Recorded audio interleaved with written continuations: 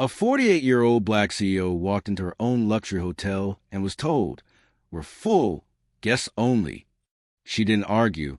She made one phone call, and everything changed. She didn't want anything fancy. No welcome party. No red carpet, just a key, a warm bed, and a night to reset before a board meeting she hadn't planned on attending in person. But when Vanessa Claiborne stepped through the revolving glass doors of the Oakmark Grand Hotel in Des Moines, Iowa, nothing went as expected. She walked in with the kind of quiet confidence that didn't need attention. Her soft loafers didn't click. Her tailored slacks weren't flashy, and her blouse, a dusty blue silk, was clean but plain. A canvas duffel hung off her shoulder. No assistant, no entourage. She looked like any guest, or maybe someone trying to be one. Behind the front desk, a young receptionist was chewing on an end of her pen, her acrylic nails tapping against the keyboard. She glanced up and offered a routine smile, the kind reserved for people you're about to turn away. "Checking in?" Vanessa smiled, polite as ever. "Yes," under Claiborne. "Vanessa." The girl's fingers moved across the keys, then stopped. She blinked, lips tightening. I don't see any reservation under that name." "That's all right. There's a suite always held open for me." "Ma'am, we're actually at full capacity tonight." The girl's tone shifted slightly. "You'd need to have a confirmed booking to stay here. For guests only." Vanessa's smile didn't drop, but the weight in the room shifted. She looked past the girl to the gold plaque behind her.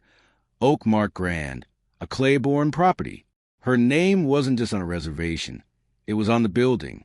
"I am a guest," she said quietly. "And more than that, I own this hotel." The girl blinked again. For a second she looked stunned, like Vanessa had just told her she was the Queen of England. Then her lips curled into a skeptical smirk.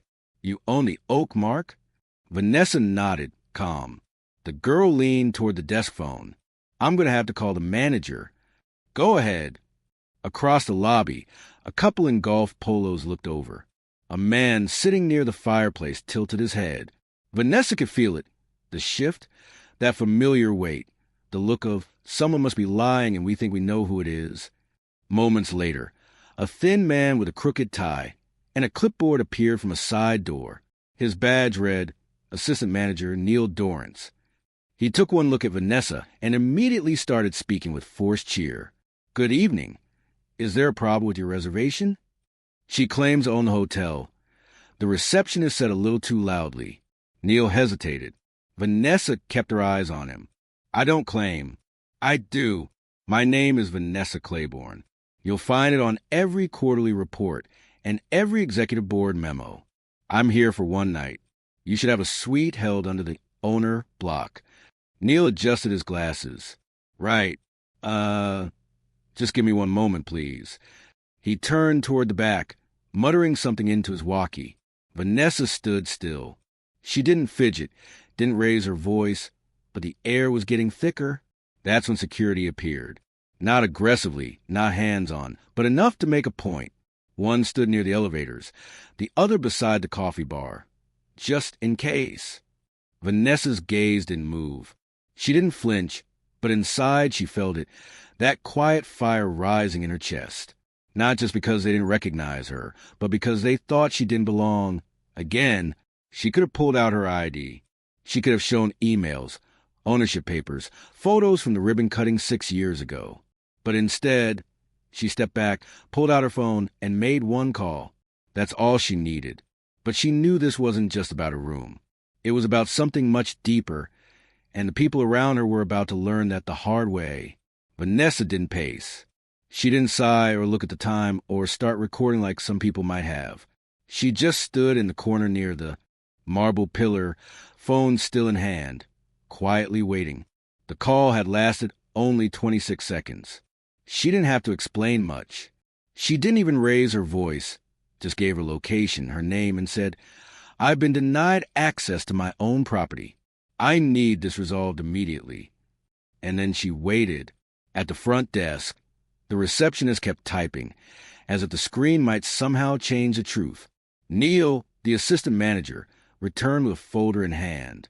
He looked nervous, but when he saw Vanessa still standing there calmly, he tried a different tone. Miss Claiborne, he said, emphasizing the last name this time. I think there's been a mix-up. We just want to verify. Vanessa cut in gently.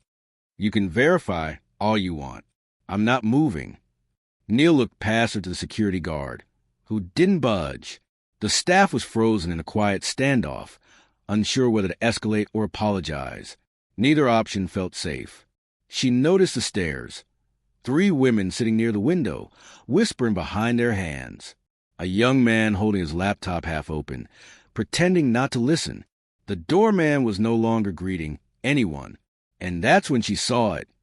The receptionist checking her phone under the desk, scrolling, searching, probably Googling her name, probably expecting nothing. It would have been funny if it weren't so familiar, because it always played out the same way. People thought they knew what power looked like, what leadership sounded like, what ownership wore. And someone like her, brown skin, texture hair pulled into a neat puff, no designer purse, no loud jewelry. She didn't match the picture, so they questioned it. That's what stung.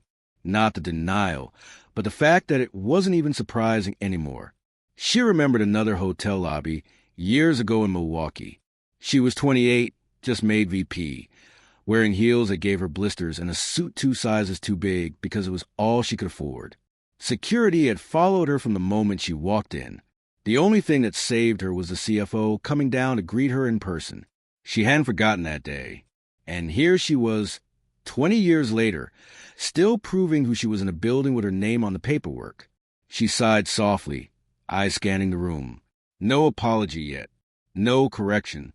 Just the ticking clock, and people trying not to stare too hard. And then the elevator dinged. 2 men stepped out, one in a gray suit with a clipboard, the other in a company fleece. Neither of them looked like hotel staff. They moved with purpose. Vanessa recognized them immediately. Regional Vice President Brent Kessler, District Manager Carlos Reno. Now it was their faces that showed a flicker of panic. Brent approached fast, nodding at Neil without even stopping. Miss Claiborne, we are so sorry. I just got the call. Carlos followed, breathless. We're taking care of this right now. Neil started to speak, but Brent cut him off with a look. The receptionist froze in place, eyes wide. She suddenly realized who Vanessa was. Her face turned pale, and she slowly took a step back. Suite 1202 has been cleared, Carlos said, checking his tablet. The driver's being rerouted to take you anywhere you need in the morning. Your usual fruit tray, an espresso order, will be waiting. Vanessa gave the smallest smile. Thank you. But she wasn't done watching. She wanted to see how everyone responded now that they knew who she was. Whether their tone would shift, their posture would change. She wanted to witness the way power worked when it finally entered the room. Because it's one thing to be disrespected when people don't know your name, but it's something else entirely when they do and choose to do it anyway. Carlos pulled Neil aside, his voice low but sharp. Brent was already on the phone, speaking in clipped phrases about HR, protocol, and service misconduct. The tension that had once been, aimed at Vanessa, was now redirecting itself inward, ricocheting through the staff like a pinball of panic. Vanessa didn't gloat. She didn't fold her arms or raise her chin in victory.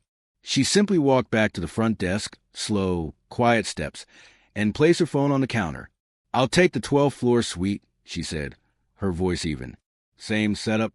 Please send someone up to confirm it's clean. The receptionist opened her mouth, but couldn't find the words. Vanessa didn't wait for her to try. She turned to Brent. Have I been checked in? Just finished, Brent replied, flipping his clipboard. You'll have 2 key cards and an instant report by the time you're in the elevator. Good. And the rest? He nodded. We've issued a site-wide notification. Corporate audit team is on standby. All current staff will be required to go through recertification on guest protocol, and disciplinary actions will begin tonight. Vanessa glanced over at the receptionist, who was now nervously biting the inside of her cheek. Her acrylic nails tapped against the desk, but the rhythm had changed, no longer careless, now anxious. You'll speak to her, Vanessa said plainly. Brent cleared his throat. Yes, ma'am. Privately, with HR present. Carlos looked ready to say more, but Vanessa raised one hand. I'll speak to her too. Not now. After I've rested. She took the key cards, nodded once, and walked toward the elevator. Heads turned. Some guests whispered, others watched in silence, but no one spoke to her directly. The elevator doors opened. As they closed behind her, Vanessa could still see Neil standing stiff near the front desk, visibly sweating. On the 12th floor, her suite smelled faintly of lemon and eucalyptus. The fruit tray was there, espresso pods neatly stacked beside the machine. A handwritten card with her initials waited on the table, though it had clearly been rushed. She walked through the room slowly, almost like she was inspecting it, not just for cleanliness, but for attitude, for intention, for proof that somewhere, someone still cared about the experience she once built with her bare hands. Because this hotel wasn't just a business. It was her story. She remembered being 33, pitching to a bank in Minnesota that didn't believe she could pull it off. They barely listened, offered brutal loan terms, and practically dared her to succeed. She did. And now, nearly 2 decades later, standing in one of her signature penthouse suites, she was still having to prove it. Her phone buzzed, a message from her assistant. Everything in motion. Let me know if you want a media statement. Vanessa paused. She could have made this public easily. One tweet, and it would have been viral. One interview, and the headlines would have written themselves. But she wasn't interested in headlines tonight. This wasn't about rage. It wasn't about revenge. It was about respect and how it was too often tied to assumptions, not reality. She sat on the edge of the bed, hands folded in silence. Outside, the night was still alive, traffic humming along Grand Avenue, the distant horn of a freight train in the industrial zone. But in the suite, it was still heavy. Then a knock at the door. Room service. The young man brought in a fresh espresso, a note of apology from the kitchen manager, and an offer to send a massage therapist on the house. Vanessa thanked him softly, then closed the door behind him. She sat back down, took a slow sip of the espresso, then looked toward the window, at the faint lights flickering across the city. She could feel a shift beginning, not just in this hotel, but in herself. Something was going to change. At exactly 6:30 a.m., Vanessa Claiborne descended the elevator, this time not as a guest, but as the CEO. Her suit was crisp, deep charcoal with a clean ivory blouse, heels that echoed with every step, and a quiet focus in her eyes that no one dared interrupt. The lobby, just beginning to stir with early checkouts and coffee runs, shifted when she appeared. Staff turned. Conversations paused. Even a barista behind the corner kiosk stopped mid-pour. Brent and Carlos were already waiting near the fireplace with 3 folders and 2 cups of coffee neither of them had touched. They looked like men who hadn't slept, and probably hadn't. Vanessa nodded slightly and headed straight for the small executive conference room, just past the concierge desk. Brent followed. Carlos fell and stepped behind. Inside the room, seated stiffly, where the assistant manager kneeled, the receptionist, her name tag read Kayla Mendez, and a woman from HR who introduced herself only as Marta from corporate. Her notepad was already open. Vanessa didn't sit. She remained standing at the head of the table, arms folded. No one spoke at first. The silence was dense. Then Vanessa asked quietly, "Would someone like to explain what happened last night from your perspective?" Kayla looked down immediately. Neil cleared his throat, but couldn't find a single word. Vanessa waited.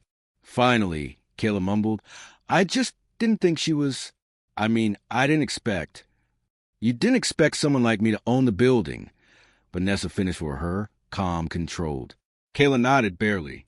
"Was I rude to you?" Vanessa asked. Kayla shook her head. "No, ma'am."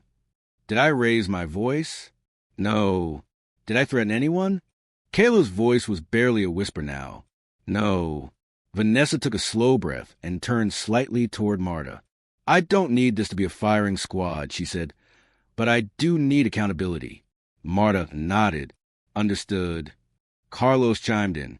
"We're prepared to issue a formal write-up and remove her from front desk rotation until recertification is complete. Neil will be placed on administrative review, pending further interviews." Vanessa nodded once, then finally sat down.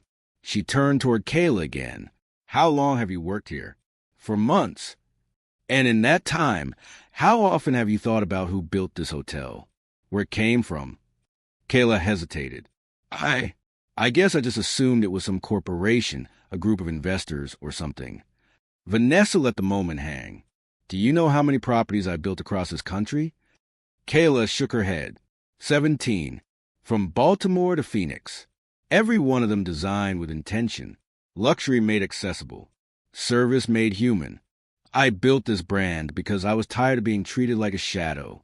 So tell me, why, when I walk into my own lobby, I'm still invisible to the people working under my name? The question wasn't angry.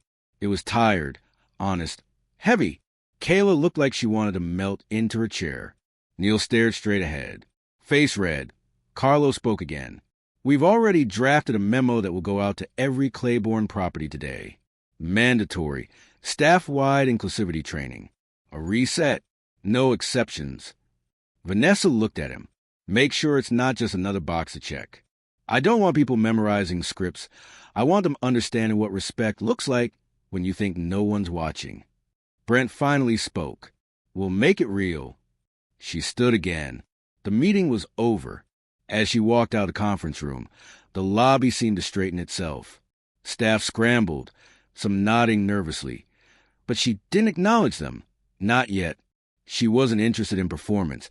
She was looking for change. But before she left the hotel, there was still one more conversation she needed to have, and it had nothing to do with policy. Vanessa waited until the morning rush had thinned out. She gave it time, not for dramatic effect, but so no one could hide behind distraction. No ringing phones, no fake smiles for guests walking in, just stillness and truth. She spotted Kayla Mendez in the staff lounge, behind the coffee bar, seated alone at a narrow table with a half-eaten blueberry muffin in front of her. Her phone was face down. She looked like she hadn't slept either. Vanessa didn't send someone to call her. She walked in herself. Kayla sat up fast, nearly knocking over her drink. Relax, Vanessa said, pulling out the chair across from her. I just want to talk. Kayla swallowed hard. Yes, ma'am. Drop the ma'am, Vanessa replied gently. This isn't a hearing. Kayla nodded, eyes down. They sat for a moment in silence, the hum of the fridge and the low buzz of overhead lights filling the space between them. Then Vanessa spoke. Have you ever worked in a place where you felt small? Kayla blinked, looked up. Yeah, most of the time. Tell me? Kayla hesitated, but then shrugged. I worked at a diner out by I-80 for a year. Wore a paper hat. Got yelled at by cooks every shift. Some customers never tipped. Some called me kid, even though I was 27. I felt invisible most days. Vanessa leaned back. So you know what it feels like to be ignored? Kayla nodded. Yes. Then help me understand, Vanessa said, her tone never rising. How you looked me in the eye last night and decided I didn't belong here. The silence that followed wasn't empty. It was full of guilt, of realization, of something finally settling into place. Kayla's voice was rough. I don't know. I didn't mean to.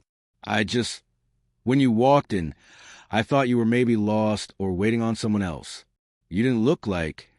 She stopped herself. Didn't look like what? Kayla shook her head, like the kind of person who owns hotels. Vanessa didn't flinch. And what does that kind of person look like? Kayla didn't answer. That's the real problem, Vanessa said. People have a picture in their head. Clean cut, probably male, probably older, definitely not me. That picture doesn't just live in your head. It affects decisions. It shapes behavior. I'm sorry, Kayla said quietly. Really, I know that's not enough, but I am...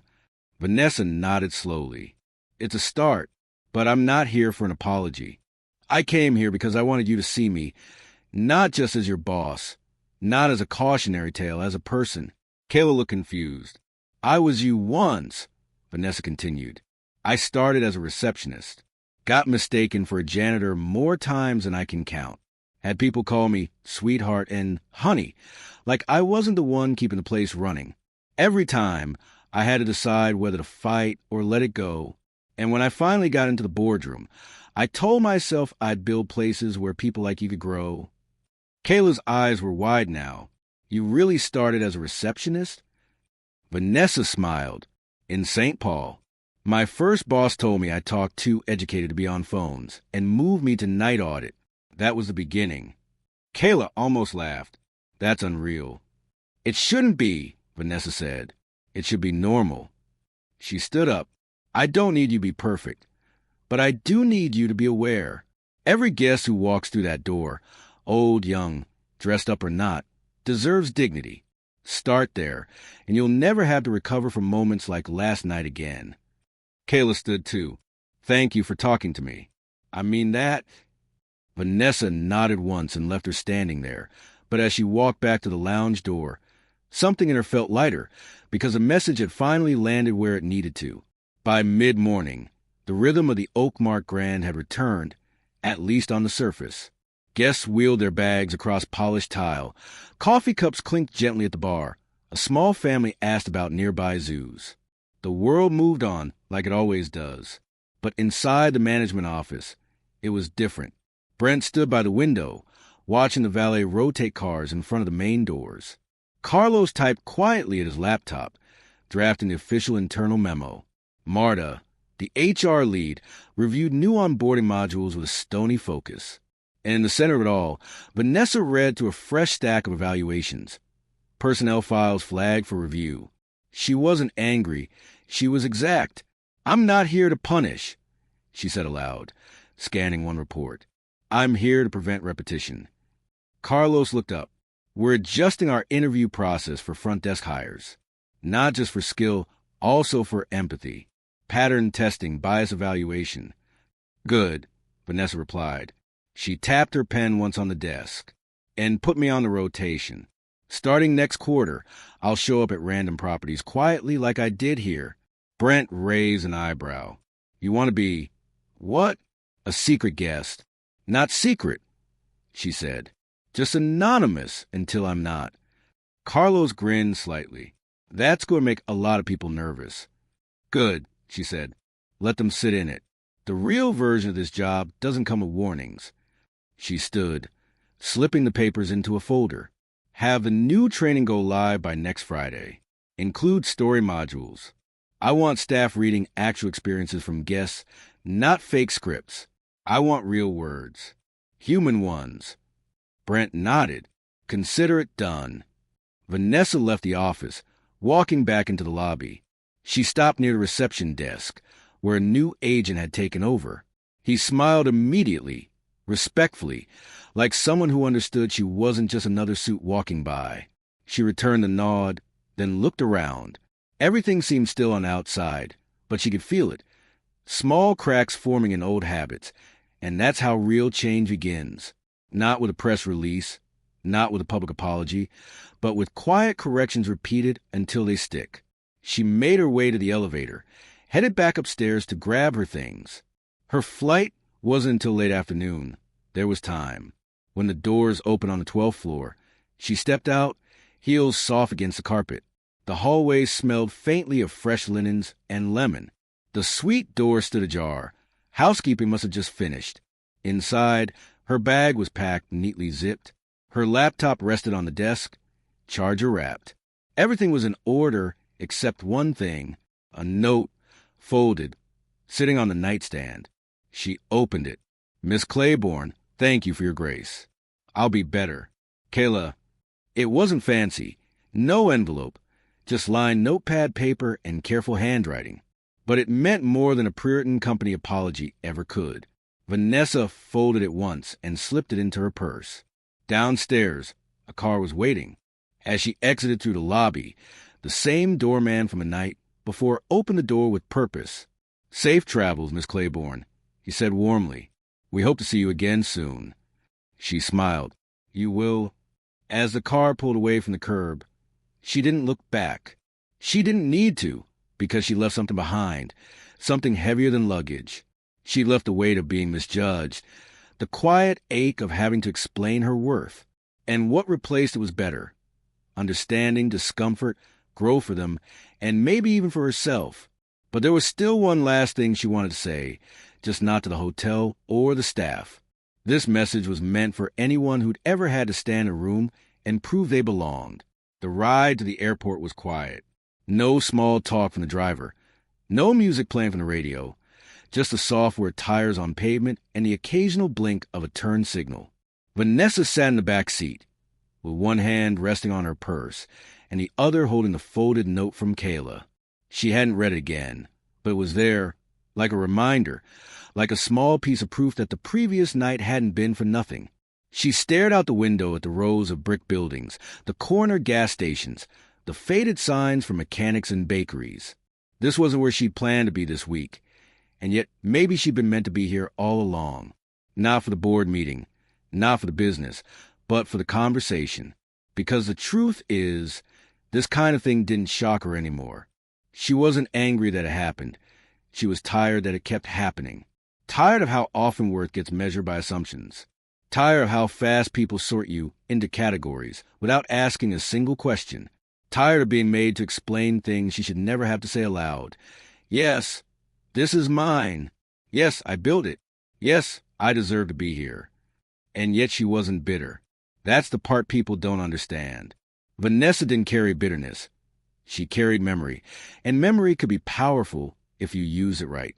As the airport signs came into view, she thought about her younger self again. That girl, working night shifts in cheap flats and stiff uniforms. No makeup, no recognition, just drive. Just the belief that someday she'd build something no one could take from her. She had done that. But buildings weren't enough. Because even with 17 properties and a team of executives reporting to her, people still looked at her and saw something else. Something less.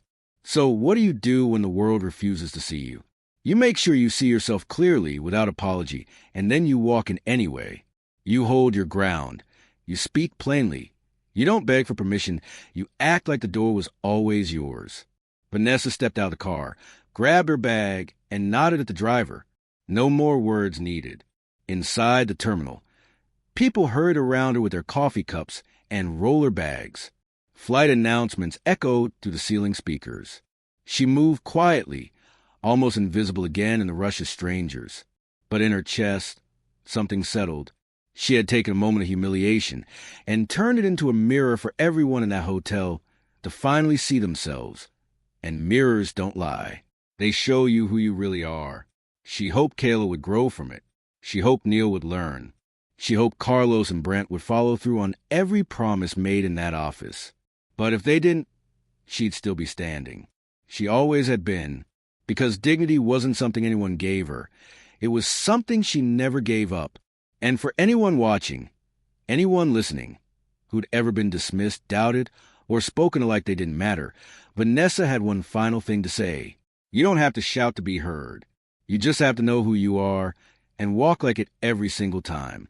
Let them be uncomfortable. Let them learn. Let them wonder how they missed it. And when they finally see you, make sure they never forget. If this story made you pause, reflect, or feel something deep in your chest, share it, leave a comment, and don't forget to subscribe for more stories that speak to truth, power, and the people who refuse to be ignored.